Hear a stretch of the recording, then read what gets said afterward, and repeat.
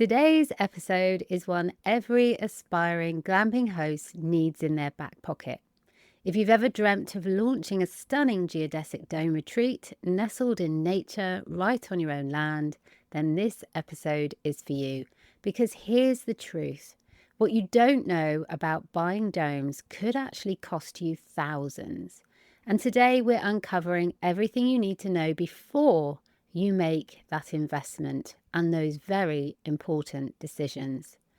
I'm joined by the brilliant Ronnie Smith from Glamping Revolution, who not only lives and breathes this world, quite literally, her team works from inside domes, but also leads one of Europe's most trusted glamping structure manufacturers.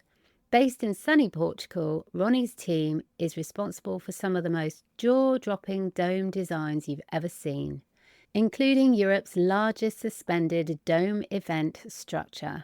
In this episode, we're talking about what makes geodesic domes so magical and why guests are obsessed with them, the most common mistakes people make when buying their first dome and how to avoid them, what to look for in quality materials because not all suppliers are created equal, and the one thing that separates a dome that lasts 15 years from one that barely lasts a season. If you're serious about investing in glamping, this is not the time to cut corners. Today you'll leave equipped, inspired, and a whole lot more confident in choosing a supplier who has your back, not just access to your bank account. So are you ready to learn how to do domes the right way? Yes? Okay then, let's dive in. Glamping and unique holiday rentals are surging in popularity with the growing desire of customers to book holidays that deliver an experience. They are also the new business of choice for those wanting to improve their work-life balance. So how do you build a strong business like this that gives you the life you need and a great investment? I'm Sarah Riley, and I want to share what I've discovered after being immersed in this industry for over 20 years to inspire you to find out more about what's going on. Welcome, this is the business of glamping and unique holiday rentals.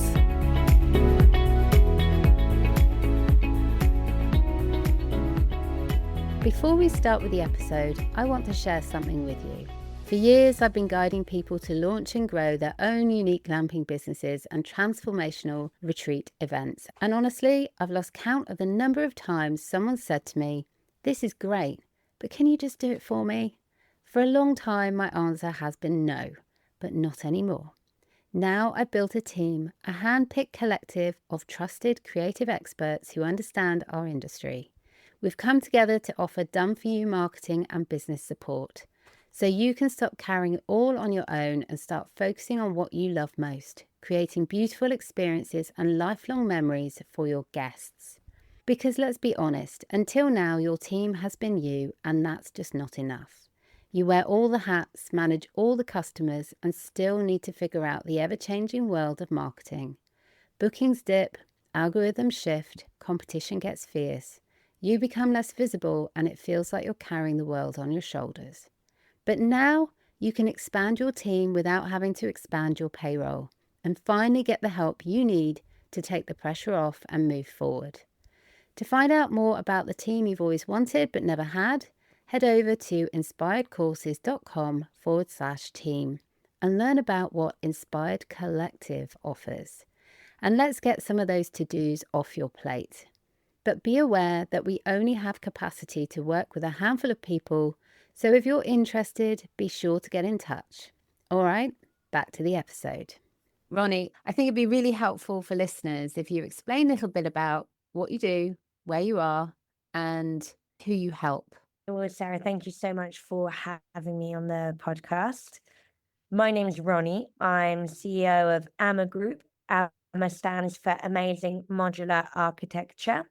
We're a group of companies that apply modular architecture to create amazing structures. We like to say that we are changing the way people envision and experience spaces. So these spaces could be created in a glamping context or in an ephemeral architecture context, so events. We're based in sunny Lisbon, Portugal. Our group of companies is 9 years old now. We manufacture various different types of structures and different materials. Within AMA, we can identify the Glamping Revolution, which is a leading glamping brand in Southern Europe.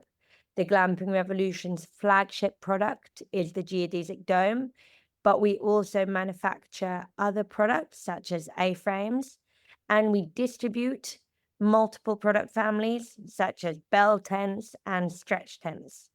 What is it about the geodesic dome? Can you put your finger on what it is about the design of this structure that makes people so excited? Wow, what a great question. Can I put my finger on just one thing? No, but I can tell you that I'm sitting in a geodesic dome now, and all of my office staff, all of our salespeople, and even all of our factory workers live and work in our geodesic domes, and we're all much happier because of it. So, in terms of the feeling's definitely there. The geodesic dome has sacred geometry, so there are beautiful balanced spaces in the interior. But moving further than just energetically, the shape is incredibly strong. So it means that the geodesic dome would be extremely safe in high wind conditions. A standard dome is composed by more than 80 triangles. So when we have rain or wind, the water or the air is never insiding on just one face. So it means that the interior never gets too noisy, for instance, from the sound of rainfall or wind. The geodesic domes have fantastic solutions for temperature control, so they can be installed in any climate. I know that they are common in Northern Europe, and here in Southern Europe, we've worked our different levels of insulation very well, so they can be air conditioned and they're naturally quite cool and well ventilated. And finally, I'd say it's a very versatile structure. So we're quite famous for having created panorama domes, which are domes with full glass fronts, which means that you can open the domes and be laying in your bed and be immersed in nature. And the structure can hold this front because it's such a strong structure. And they're also very modular, so they can be joined together and built in any size. So I think it's a very versatile structure. So, what made you get involved in this? I was always interested in the geodesic geometry when I was at university. So I was studying engineering. I got interested in sustainable architecture, creative spaces. I started to realize that I was more creative if I was working in the right environment and that I felt better within myself. I started wanting to be in round spaces, this at university, realizing that some places I'd work a lot better in. I had stayed in a uni dome out in the Peak District, which is a round structure promoted by Unidome UK out by Shaftesbury down south. We now manufacture unidomes. I'm really happy. So that's kind of come full circle. I was influenced by your podcast, by several glamping influences, and then the geodesic dome specifically really interested me because from an engineering perspective, it's just so strong. So with very few materials and very few machines, you can make an incredibly strong modular structure. And even nowadays, so I'm on my 9th year of work with geodesic domes, I am still literally fascinated by the geodesic dome. Just this year in February, we manufactured the largest geodesic dome in Europe that we installed suspended from a 220-ton crane above one of the largest theaters on a mountaintop in Athens. And the dome was suspended from only 12 points. And we had 1,200 people watching an event and a show under this dome. I honestly, Sarah, don't know another geometry or construction type available that would allow me to do such incredible things. So I still am genuinely a big fan of the geodesic geometry. One of the things that people often say to me is, what do I need to be thinking about if I'm wanting to buy a geodesic dome? What do I need to be thinking about in terms of materials? What questions do I need to ask? How do I know if this is going to be a good one? Because we know there's some questionable quality material coming out of certain countries. So how do they know if they're getting the right kind of thing? There's just so many questions, aren't there, on all of this, and people could really benefit from your knowledge. So have you got something that you could share on that would help people to avoid the mistakes that could really set them back by thousands, and to get it right the first time and work with a business that's going to take care of them rather than take advantage of them? I think you touched on some really good points there. I would like to speak firstly about materials. So this could apply to much more than the dome. So as I said, the glamping revolution actually has multiple products. And as an engineer, I believe that our group of companies has had significant success really because we invest in quality materials. And I think it's important that anyone who's thinking of creating a glamping project also researches materials and invests in materials. Now that the glamping revolution is approaching a decade, and all of our structures, without exception, that were designed and built when we first opened the company are still standing and still in impeccable condition, people are suddenly going, wow, okay, these guys practice what they preach. And this isn't because the glamping revolution knows some incredible secret. It's just that any material we're applying in our products, we're asking for a material sheet and we're looking at what guarantee the supplier will be giving, for instance, on a PVC membrane. We're looking at how that material is going to behave in the sun, how it's going to behave with mold, how we can maintain that material. So with geodesic domes, it's essential that people do look at what the dome is composed of. We do custom domes. Lots of the jobs the glamping revolution does is custom for resorts, for absolutely beautiful hotels. And I often tell my clients when they phone and say, oh, how much will a dome cost me? And I said, well, I can do a dome for any price you want to pay. I mean, I can do a 10-meter dome for 1,000 euros, and I can sell you a 10-meter dome for 100,000 euros. We're going to sit and we're going to have a really serious conversation about what is the kind of dome you actually want to buy. Because if I'm going to sell you the dome that I want to sell you, I'm going to sell you a dome that lasts for 15 years. So we can work with the price point and what people want to actually invest. But I think it's really important that we all get a bit scientific in our discussion here as to you do need to invest in quality materials if you want a quality product. And also within people who are promoting glamping as a lifestyle, as a business model, and really interested in eco resorts, we should ourselves also be investing in materials that are going to last some time and that also have some life cycle study done, so as we know how we're going to recycle those materials when they do come to their end of life. So that's the number one tip I'd give for domes and for all glamping investments. Any structure, an A-frame, a bell tent, look at what material you're actually buying.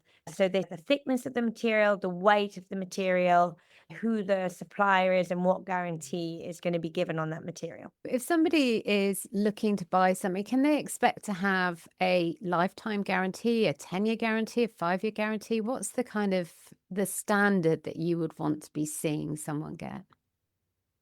That's a really good question. And I think that the market has moved away from producing very durable products, which massively concerns me. So the normal buyer notices this in terms of the quality of the clothes people buy nowadays, maybe, where clothes have become a disposable item.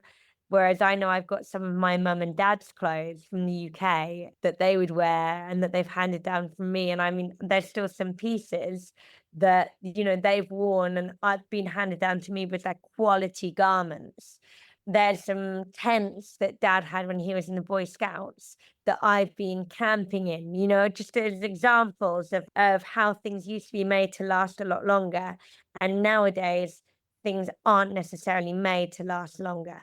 But something I think is reasonable is looking for products that will last minimum 5 years. So have minimum a 5-year guarantee on the tents. I think that this is good for the environment. And it's also good for the person who owns the glamping site. Now, talk about the business perspective. I have lots of people contacting me and saying, Ronnie, I can buy bell tents 30% cheaper than the bell tents you're proposing. Or, Ronnie, there's this company in China where I can get the domes 20% cheaper than your domes. And I'll say, guys, for one, check transport and build costs. But for two, let's look at your business. And we can actually talk a bit about business now, but the Glamping Revolution has started investing in our own sites.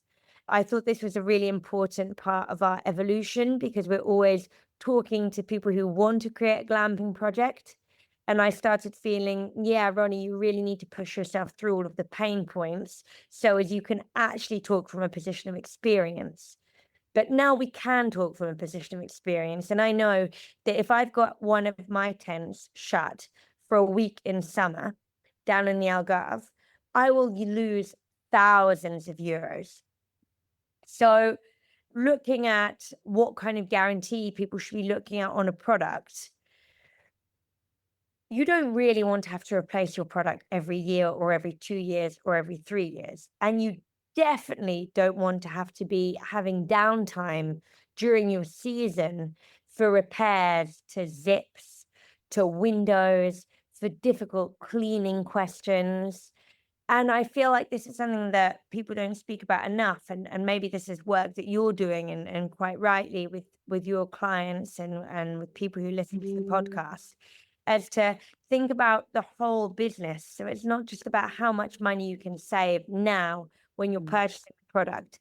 It's how many times we have to replace the product, which parts of the product, and what problems this product could give you during your high season with your clients that will both bring bad reputation to your company and also downtime where you'll literally be losing money because you won't be able to have a full occupancy every night. Couple of times I've overheard conversations amongst business owners and they're talking about the material coming out of China. And as you said, there's so many hidden costs, but it's a false economy because a lot of the materials aren't up to standard and they don't have a guarantee and they will need replacing. And when you look at your return on investment, it's such a shorter period in terms of years. You're not going to be able to make that money back. And it's definitely going to be a better investment to spend a little bit more and have a longer longevity of product. But when you're thinking about the environment, that's a much bigger thing. We all need to be paying attention to this. It's really important to think about the bigger picture and not just to be price sensitive. Price sensitive is absolutely a false economy. And you're so right to bring that up. So in terms of some of the things that you have seen go wrong most often with domes, not necessarily from yours, I'm not saying that, but from somebody who has maybe been price sensitive, they've gone for price and they've ended up with a bit of a nightmare on their hands because no doubt they'll come to companies like yours to say, can you fix it? First of all, I mean, can you retrospectively fix something like that? So, for example, I know from experience that people do have issues with the window. The most important bit, because you're looking outside, it's, what gives the experience to the guest, makes them want to come back time and time again, gives people light, gives people heat, and it just makes it a very amazing experience. And you do not want that to be changing because of UV rays, makes it go a milky color, and then you can't even see out of this window. So are there any other things that you've seen that can be a problem with the geodesic dome if it's a bad quality one? And are there ways to fix that, or is it literally just going to be you're going to have to just start from scratch again? Well, it's a great question. It's a really important topic, and it's a really lovely opportunity to get to talk about this topic on a podcast. Because I do try to, not discuss it too much with my clients because I don't want to seem like I'm scaremongering. But now that I'm kind of in a more neutral environment and just helping people, guys, so many things can go wrong. And I've seen such horrendous disasters. And it literally, I feel so sad sometimes when I see people who have invested so much money in products, and there's not a month where I'm not called to a site in Spain, France, or Portugal. And frequently my answer is, guys, I am so sorry, but there is nothing we can do because this material is such bad quality. So what could be the problems? And thank you so much, Sarah, for saying not necessarily with your product. My products never had material problems, but I would like to just say we really started from nothing. So I started with a little press under an orange tree in my garden that I'd manually make the domes with. I had much bigger arm muscles at the time. It's true, I really miss it. Nowadays, we have a 3,000 square meter factory and 55 people working here. But it all started very grassroots. And we made mistakes, never in terms of quality of material, which was fantastic. Because if you've got good materials, at least you don't have the cover rotting. What mistakes might I have made? Oh, maybe a door's not sealed properly. So I'll have to go 3 times to make sure water's not coming in the door. But it's a fixable mistake without doing total replacement of the dome. So I made lots of fixable mistakes, and we've learned a lot because we provide a turnkey service here in Portugal, and we actually give maintenance contracts to lots of our big resorts.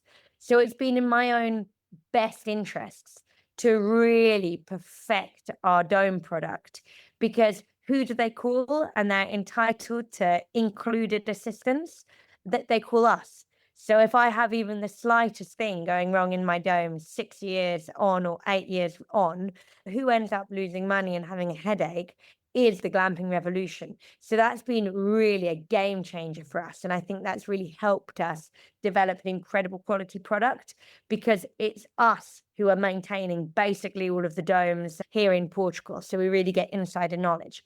What can go wrong? In geodesic domes, the structure can be wrongly dimensioned, so using a very thin metal profile. That's a disaster, but it won't have the right wind resistance. Or if it's set even slightly unlevel, the dome can start to collapse on one side. This is uncommon. So the structure represents maybe 30% of the cost of the dome. So it's not where most companies target to save money. Where most companies look to save money is on the PVC cover. So the PVC cover will represent at least 50% of the price of the dome. So imagine 10,000 euro dome, we've got at least 5,000 euros going on the cover. And companies will try and save money through different elements of this cover. So number one, and the worst way for anyone to save money, is investing in bad quality PVC. So this would be a PVC without the right UV protection, without the right mold protection. Maybe it'll be a matrix in the PVC that will let the mold climb up. So from every single weld and from every single opening, mold can get into the fibers, and it's like channels in there, and it will just run all the way up. And when it's up there, you're done. And it's so sad to see, but we can see it miles off. It might be a PVC as well. It's very light. So often when people are comparing my prices maybe to prices of other domes, I'll say, can you tell me what the grams per square meter of PVC is? So in the Glamping Revolution, we are working with 750 grams per square meter and above, which means that our covers are really heavy and really difficult to get on the domes, but they're made with such high quality materials, they look nice and stretched anyway.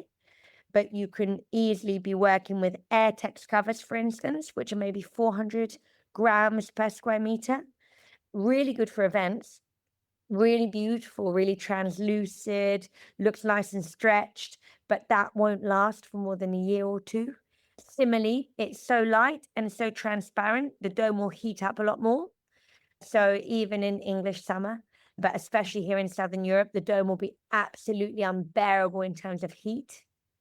And then another way people save money on the covers, which now we're getting into very technical topics, is that they are not investing in the right machines to manufacture the covers.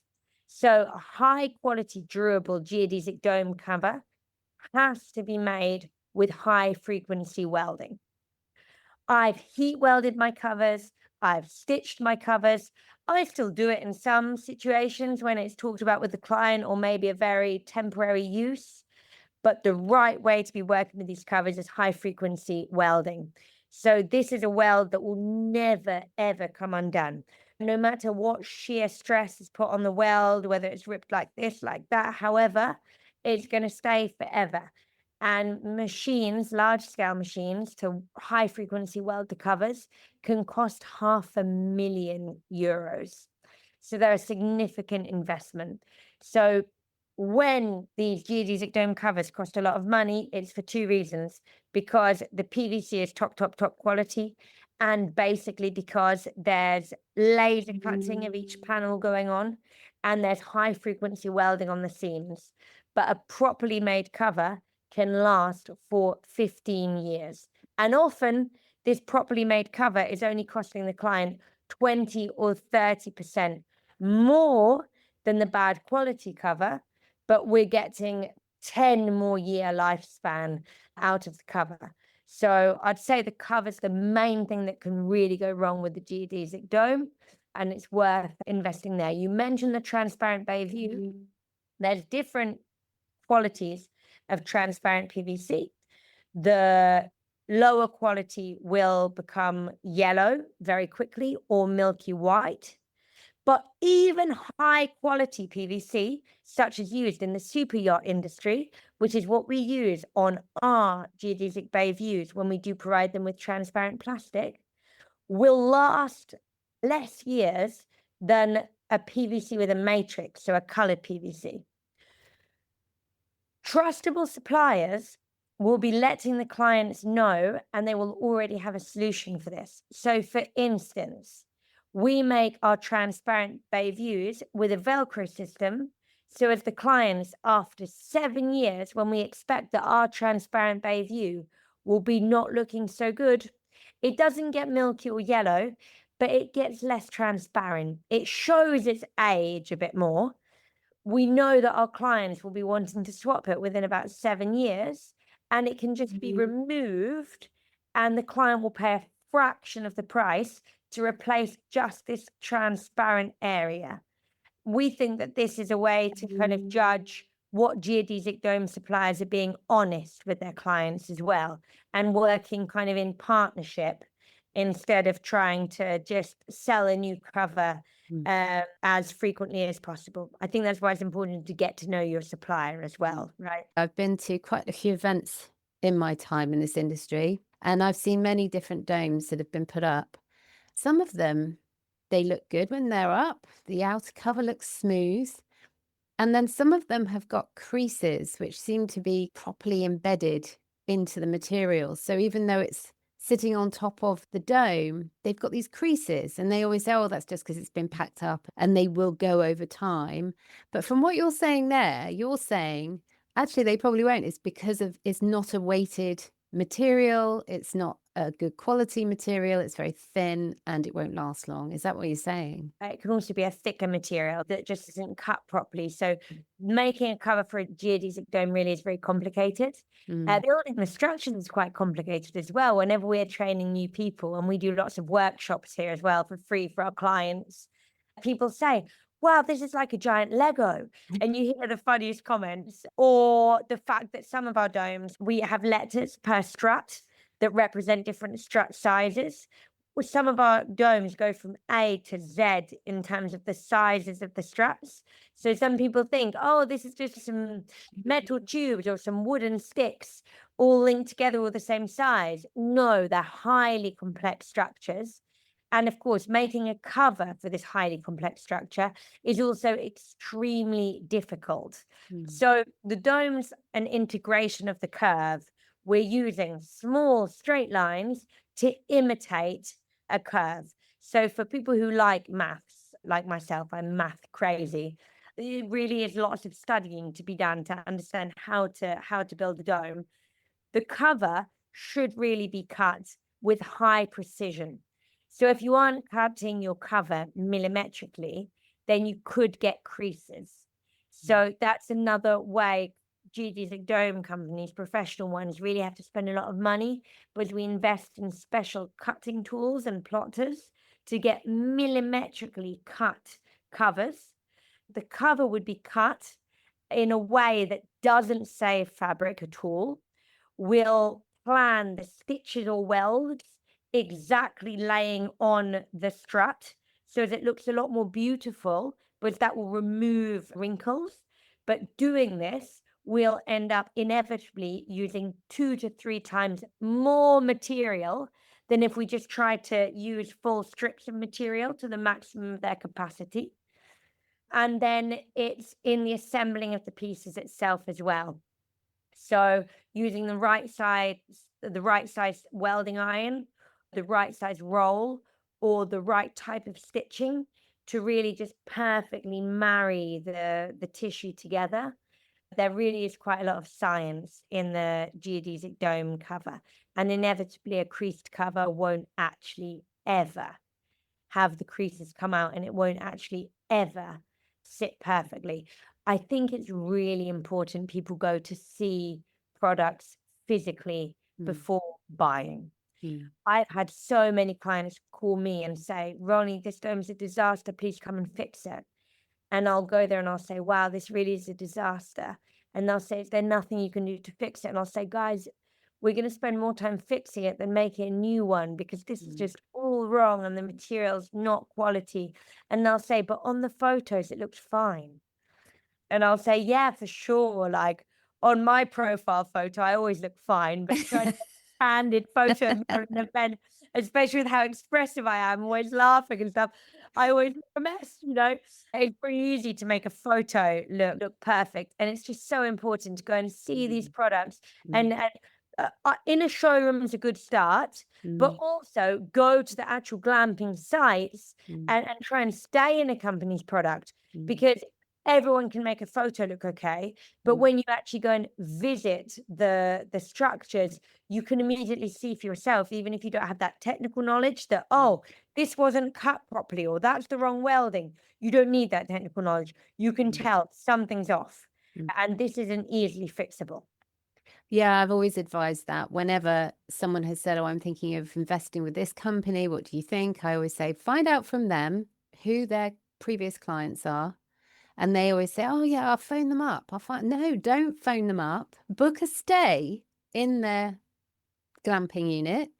Go and stay, experience the whole thing and touch and see and feel and hear and listen to all of your senses as to whether that is a good dome or a good tent or a good structure. This applies to everything.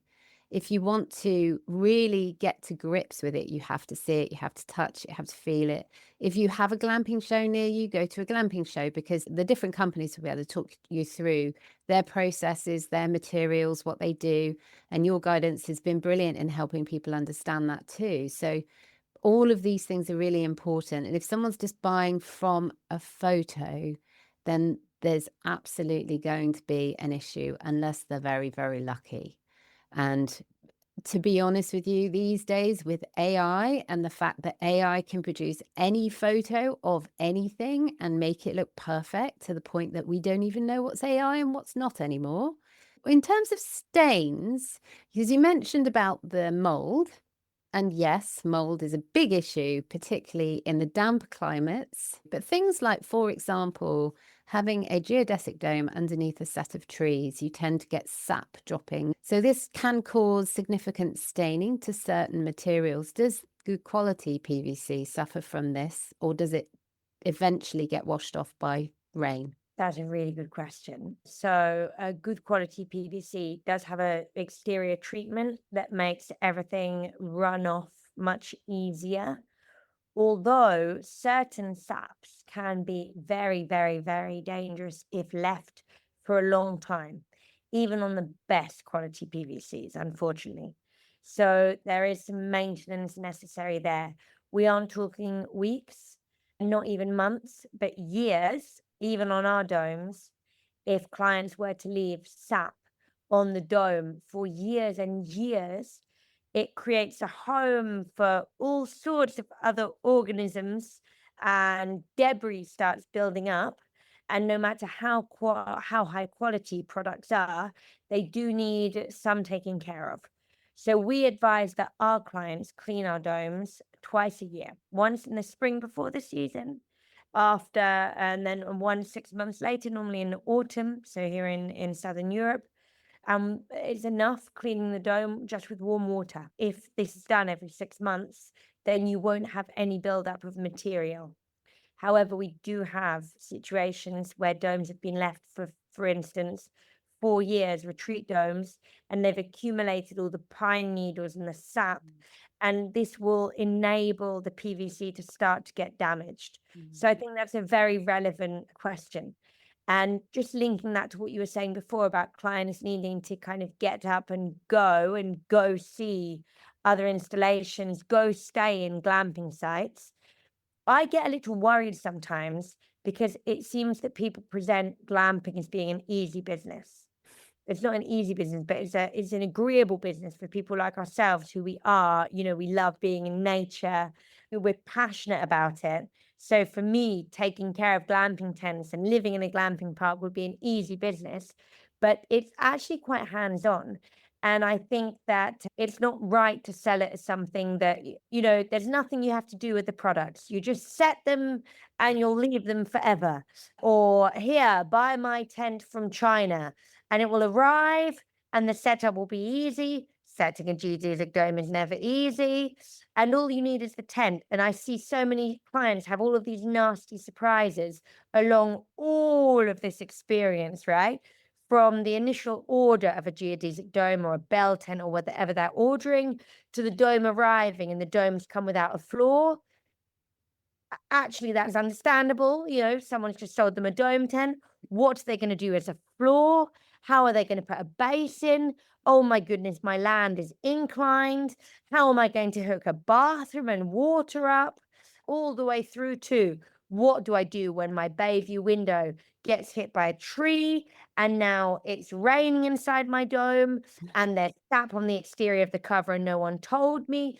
And I think that what's wrong is portraying this as an easy business. It's not an easy business, and people need to do their homework. And that's why these podcasts are so important. And also having a bit of that go-getter attitude. So going, staying in the products and talking to people who own the products is super essential. These glamping shows are fantastic. I think it's wonderful what the glamping shows are doing. We also attend Salon 7 in France, which is a big outdoor show that brings people from all over different nations in Europe with different products. And I think all of this is really essential because it creates community and it gets people speaking with one another so as we can have shared experience and shared knowledge as to what actually works. And I would really, really recommend that people buy from suppliers who are investing in going to shows.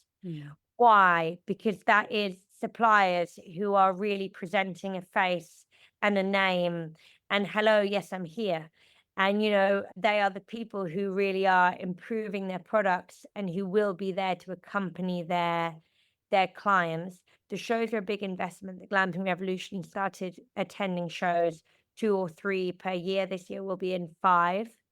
It's a massive investment for our company, but it's done us the world of good. Meeting other suppliers, seeing how other people do it, meeting our clients, meeting new clients, meeting existing clients, getting feedback, sometimes negative in the show. It's happened to me a few times, maybe once or twice, but it's a great experience, even for my team. Well, one time we got slight feedback from a client in Spain that there hadn't been an adequate post-sales service, that they had some doubts about cleaning and maintenance, and we hadn't responded to them in their native language in a timely fashion. And it was so good seeing my staff be confronted with that fact And it just made me think, wow, companies that are going to these shows, making this effort, the financial investment, the time effort, putting their staff on the spot, we're just improving so much because of this. Mm. And I would really encourage clients to buy from companies who are attending the shows and who really are there, because it means that these companies are also more aware of the industry. They're more integrated into the community of the industry. They'll be more likely to show up to support their clients. Mm. And it's less of a here, I'm selling this product online, buy my product and never contact me again kind of Mm. situation. Absolutely. It's never mistakes. It's only ever lessons learned. As long as we heed those lessons and we change our services as a result, I think feedback is so important, so essential for any business, any individual. But also, I just want to touch on what you were saying about how glamping is a difficult business to get into. And it's hard work. It's a service business. Any service business is hard work. It's a lot of time on your feet. It's a lot of time trying to sort out problems. It's a lot of time smiling when you'd rather be sitting down and having a glass of wine. It's a really tough industry. But I suppose what glamping does have in terms of ease, if you can call it ease, or maybe better value, is one way to describe it. If you wanted to set up the same kind of hospitality, but in bricks and mortar, it would take a lot longer. It would be a lot of money. It would be very difficult to do. Investment needs to be greater. But at least with businesses like yours and others that are out there, being able to build larger structures on a piece of land, it doesn't need to have the same level of investment as to build an entire bricks and mortar business. So in that respect, it is easier. L- Let's ignore the permissions, because permissions can be a big journey as well, as we know. But it's still something that allows people to design within a budget that is a bit more manageable, even though, yes, it is tough, but also exciting. And one of the things I also wanted to ask you about was trends. Because you are able to design any structure to any shape and any desire of any client that you have anywhere in Europe, are you seeing any specific trends coming out in terms of what people are wanting for the shape, the size, how much area it covers? One of the things I've seen is you have a central dome, then you have little domes coming off the side. So it's like separate rooms or internal areas that people are able to have a better quality of living space inside. What are you seeing in terms of trends? Wow, what an interesting question. So we are able to kind of track the trends throughout Europe, where we're involved in activity in different countries and where we're also contacted to supply all sorts of different structures. There's definitely a trend towards more creative solutions. So people are aware now what glamping is. Eco resorts are more and more common, although not necessarily financially accessible, but more and more common. It's something discussed frequently. And therefore, people who are investing in these products and projects are getting more creative. So that's really exciting and really challenging for us. We're having to release a new product every 3 months, Mm. because, people's creativity knows no bounds and everyone wants the next best thing.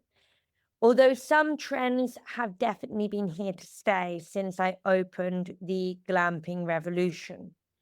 So that's also quite interesting, that some things have always existed and it seems like they always will exist.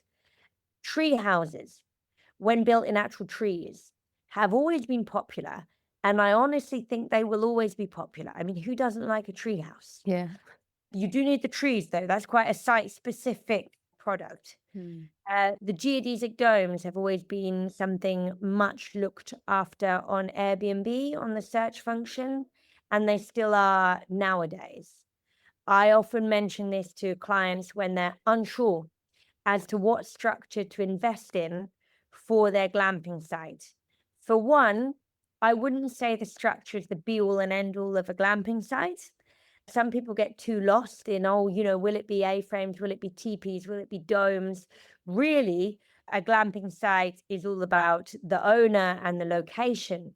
The structure is important. It needs to be something aesthetically pleasing, thermally comfortable, durable, but that's almost an engineering study. What structure best fits to your climate and to where you are? That's why the glamping revolution started proposing so many structure families. Of course, it would be easier for me as an engineer and a business director if I was only promoting geodesic domes. But the glamping revolution really has the mission to bring outdoor living to as many people as possible. Outdoor living for us isn't only sleeping, it's also spaces for us to be together. So event spaces, retreat spaces. We really want to bring people outdoors because we think it will make the world a better place. So people would be happier, more in contact with nature, more likely to take care of our planet, better at connecting with one another and deconnecting from our telephones. So in order to achieve our mission, we realized that we couldn't tell people we want to bring you outdoors, but only if you're going to stay in a geodesic dome. We realized that even though, financially and logistically, maybe it was easier for us to stay with just the domes, we needed to start to promote more and more structures. I would argue that the structure isn't the most important thing. We should be looking at trends in a more holistic way. I'm a big fan of moving towards natural materials, spaces that are more in contact with nature, because people are going outside to have a harmonious and holistic, integrated experience in nature. And sustainability is also trending, and quite rightly so. So resorts that are green, whatever your interpretation of this term is, whether it be recycling, green energy, but there's a definite trend to, natural materials, open spaces, and eco for sure. I love what you said there about, and this has been a driving force for me doing what I've done in my life, in my business, is around if you get people outside enjoying nature in the way it's supposed to be enjoyed in whatever structure, what happens is we are bringing up their family, their children in a space that means they are more connected with nature, more likely to love it, and therefore more likely to protect it. So we are actually bringing online lots of people who are becoming really devoted to the land that they are connecting with. And I think that is wonderful. And that is definitely something that I applaud and I think is amazing from what you just said there. I think the other thing is around trends, and people always think that to be different is important. And yes, it is important, but we're already in a space where people setting up businesses are already different. And it isn't just the structure, as we were talking about before, it's also about what other elements are connected to the service, which is in the structure. What other things are you offering that are making you unique and are making you stand out from the crowd and are giving your business longevity because it's going to be able to stand the test of time? People are going to love it. They're going to talk about it to their friends and their family, and that's going to get more people to come and stay in the future. And all of these things are layers upon layers upon layers that will make a business more successful. But we can't ignore the fact that there are hotels, there are big businesses that have recognized that they have been left behind a little bit. And they are now looking to splinter their own businesses into smaller bespoke offerings. So what that says to me is that this space is already in the right direction, it's already on the right road, on the right path, going in the right way. So much so that the bigger businesses are now starting to follow and learning from the smaller businesses and starting to do the same. So it's about not just the structure, it is absolutely about all these other things happening on top, which the guest will experience. So we are running experiential businesses, It's about the experience for the guest. And that's what I would urge people listening to think about. How are they bringing a unique structure into play, but also on top of that, all the other unique experiences and services that they're adding on top to make sure that the guest is having a really incredible time. I think that's probably one of the biggest trends that I'm starting to see. People are seeing that it's more than just the structure; it's everything else as well. But in terms of colors and things like that in domes, are there any kind of colors that people are going for at the moment that are of particular excitement or shapes? Is there anything like that? So I just wanted to add on to what you were saying about the general trend for making a kind of a complete experience. But that trend is being recognized in all industries. So I'm sure for you and I, this feels normal what we're saying, but I noticed that not everyone is aware of this. But experiential travel is the way to go nowadays. So people are wanting to travel and have an experience. It's not about the hotel or that it's the whole thing. And Mm, it's really important anyone opening a hotel or a glamping site does think about this. In the Glamping Revolution, we've organized our products into categories. We have sleep, which is just for sleeping, live, which are products for actually living in, and you can live in them all year round with kitchens and bathrooms. And we also have a whole section, which is called the play section, where we make zoos, spaces for animals, climbing parks for children with 50-meter long net bridges. We provide all sorts of structures involving water, retreat centers, healing centers, massage booths. mm, And for us, this totally belongs in a company called Glamping Revolution because it's not maybe even a proper glamping or proper, an experiential experience if you aren't offering these side details. And I think it's important people do be aware of this, how much more nowadays with so much on offer, people do look for companies with soul, right? We've really gained that in the Glamping Revolution and in the AMA group, amazing modular architecture in general, where all of a sudden we've become less product focused and much more concept focused. mm, And I've really noticed that even internally within my 50-person team, there's a real vibe going. Like people feel like they belong to a movement, and our clients feel like they're joining our movement where, we're a movement to do things different, to experience spaces different, to go back outside.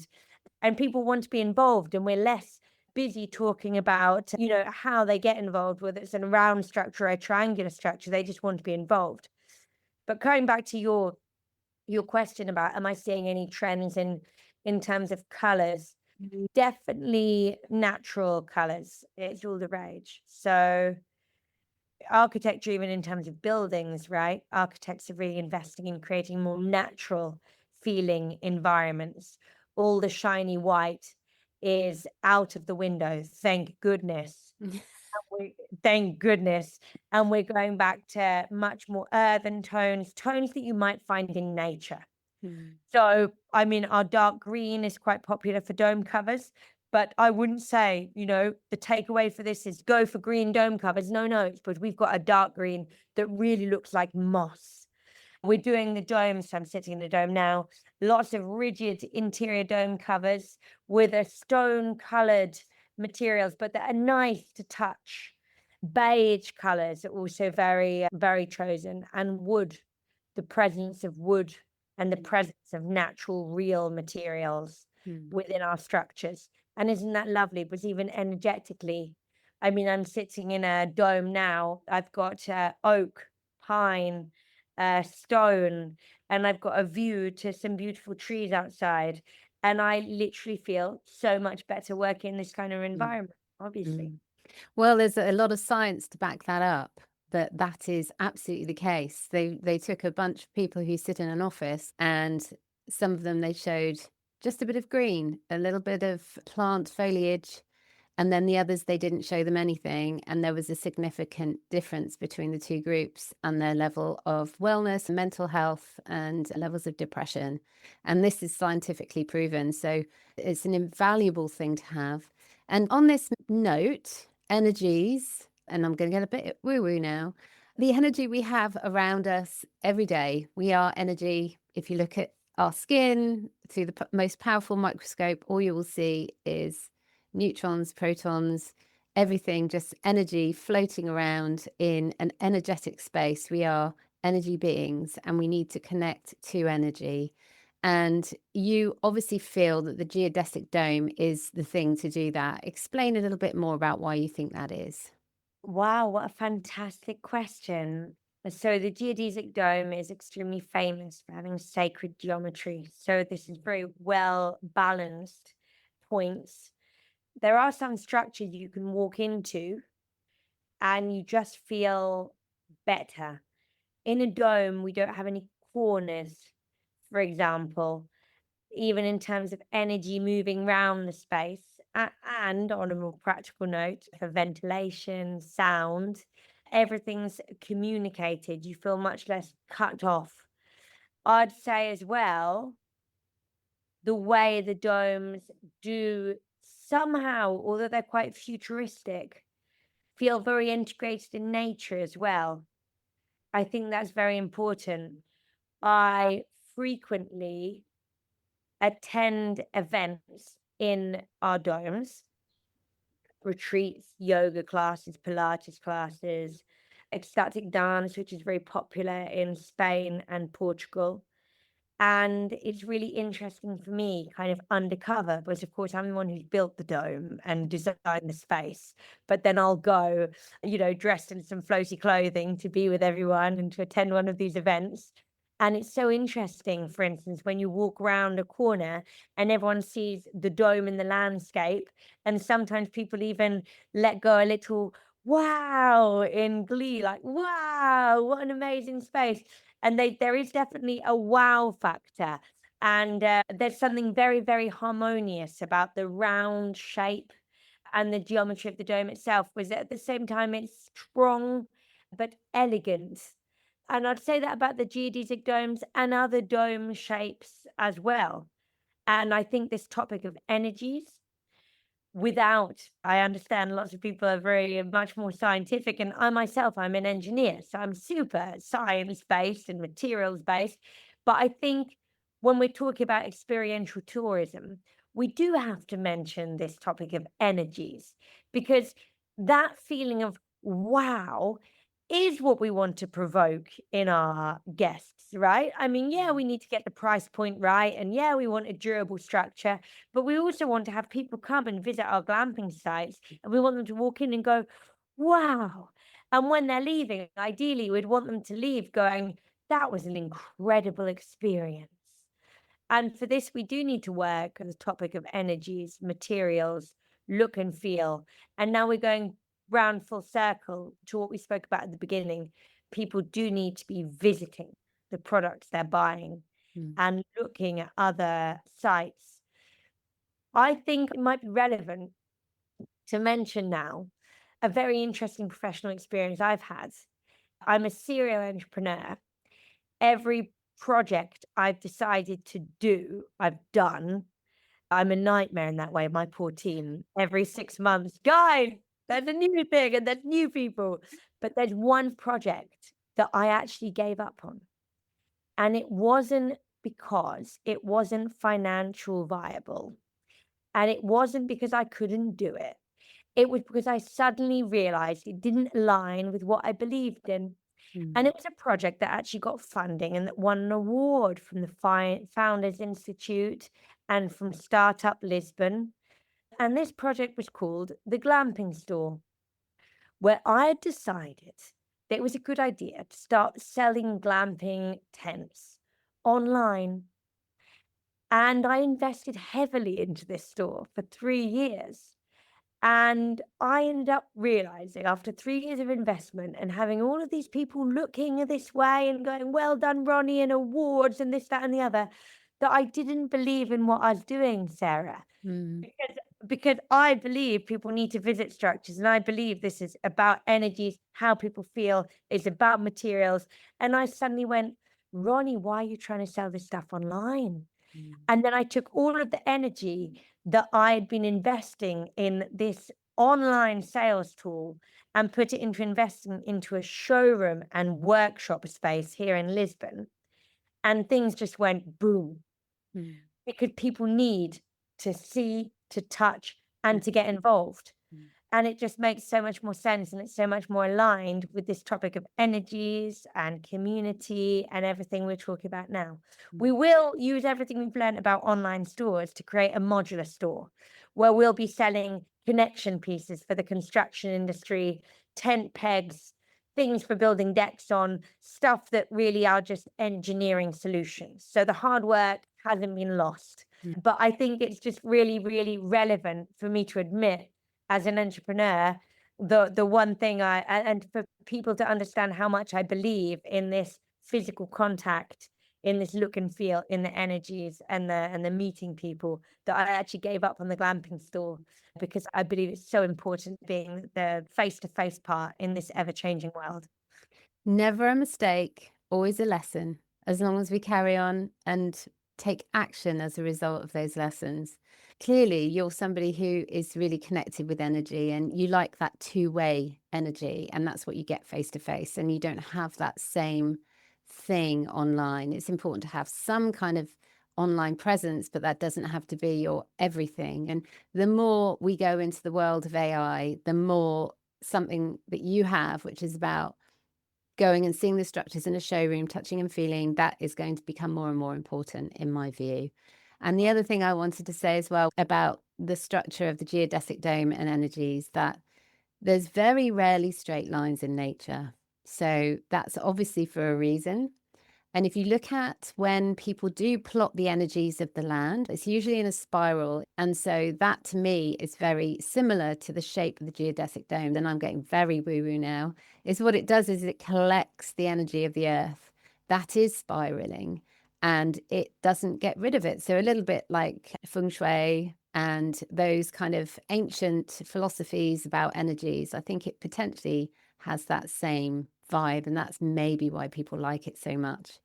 But it's been incredible speaking to you today, Ronnie, and so valuable for people listening in who might be thinking about investing in a geodesic dome. So if anybody wants to reach out to you and speak to you, how should they do that? We'd love to be able to give person advice on projects, even outside the countries that we're normally operating in.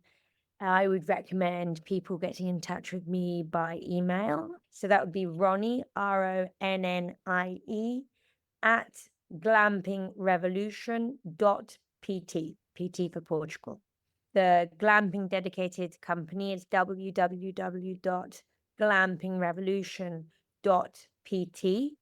But if people are interested in the umbrella brand, so Amazing Modular Architecture, which is promoting all of the modular solutions for events, residential, tourism, the website is www.amazingmodulararchitecture.com. Well, I wish you the very best of luck with everything that you're doing, Ronnie. I love your energy. Well, thank you so much for the opportunity. It's been a pleasure. See you soon. Thank you. Bye.